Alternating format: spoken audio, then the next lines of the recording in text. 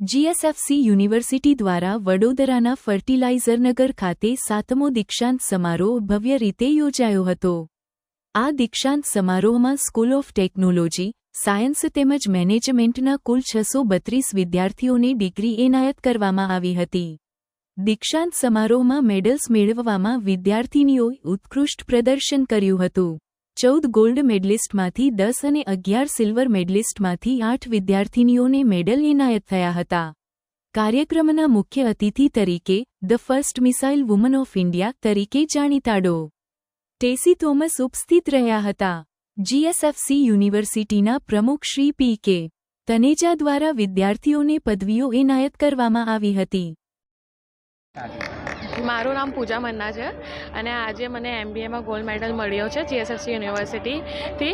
આ પહેલી વખત હતું જ્યારે જીએસએફસીની એમબીએ બેચ નીકળી હતી ને એમાંથી મને ગોલ્ડ મેડલ મળ્યું છે।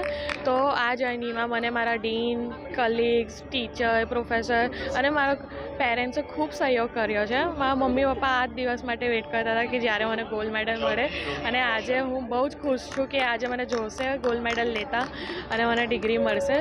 સો આઈ એમ really happy for them and thank you God for everything. I'm very grateful for everything. Thank you so much.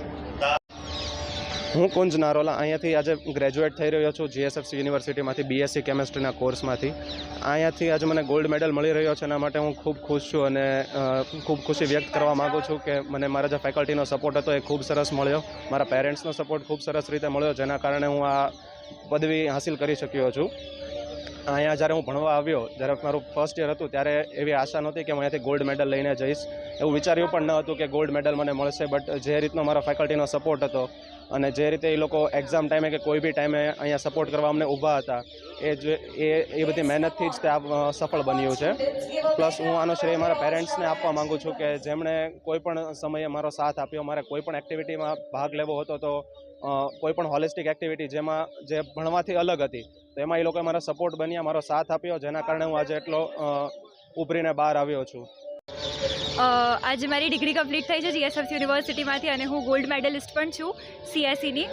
મારા માટે બહુ પ્રાઉડ મોમેન્ટ છે, સ્પેશિયલી બિકોઝ મારા મમ્મી પપ્પા પણ અહીંયા છે, મારો નાનો ભાઈ પણ અહીંયા છે, એ લોકો મને જોઈને બહુ જ ખુશ થયા છે અને જેટલી બી આટલા 4 વર્ષની મહેનત હતી, જે બી એન્વાયરમેન્ટ મળ્યું ને બધું મળ્યું, એ ઓવરઓલ બહુ સારી નોટ પર એન્ડ થઈ રહ્યું છે।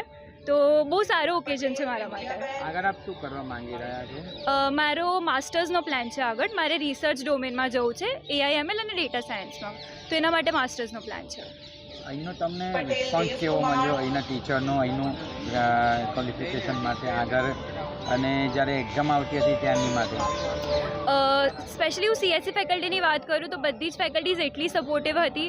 અમને જ્યારે પણ કોઈ પણ ડાઉટ આવતો હતો કે ક્લાસમાં પણ કશું ખબર નથી પડતી, ઇવન ફોન પર એ લોકો હંમેશા અવેલેબલ રહેતા હતા, અમારા સાથે હંમેશા બહુ સારી રીતે એમને એન્ગેજ કર્યું છે અને બહુ સારી રીતે સમજાયું છે અને એવું એન્વાયરમેન્ટ બનાવ્યું છે કે બહુ સારી એવી ઇન્ટર્નશિપ્સ થઈ ગઈ કે બધી ઓપોર્ચ્યુનિટીઝ અમને ગવર્મેન્ટ ઓફ ઇન્ડિયા સાથે મળી છે। તો it's a very good thing for અસ।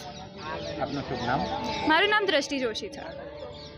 आपकी लड़की आज गोल्ड मेडलिस्ट होके आ गई, आप एक माँ हो, क्या कहना चाहोगे? मैं तो बहुत खुश हूँ। अभी वो पढ़ाई में भी बहुत अच्छी है, मेरे को भरोसा तो वो बहुत कुछ कर सकता है। आपकी लड़की ने आज गोल्ड मेडलिस्ट हुई तो क्या बोलोगे आप? क्या बोलेगा, बहुत अच्छा लगा जे माँ हो के जे मेरी लड़की ने इतना बड़ा अच्छा काम किया जो उसको गोल्ड मेडल मिला।